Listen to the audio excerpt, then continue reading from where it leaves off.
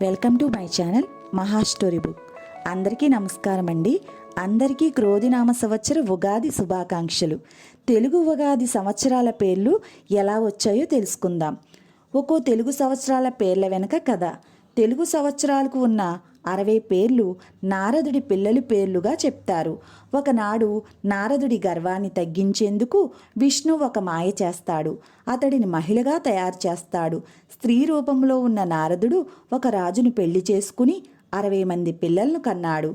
అయితే 60 మంది ఒక యుద్ధంలో చనిపోతారు. తర్వాత విష్ణువు నారదుడి మాయను తొలగించి నీ పుత్రులు తెలుగు సంవత్సరాలుగా వర్ధిల్లుతారని వరమిచ్చారని పురాణాల ప్రకారం చెప్తారు. అలా నారదుడి 60 మంది పిల్లల పేర్లు తెలుగు సంవత్సరాలుగా ఈనాటికి కూడా మనం పిలుస్తున్నాం. తెలుగు సంవత్సరాల పేర్లకు ఒక్కో దానికి ఒక్కో అర్థం ఉంటుంది. ఆ ఏడాది దాని ప్రకారమే కొనసాగుతుంది.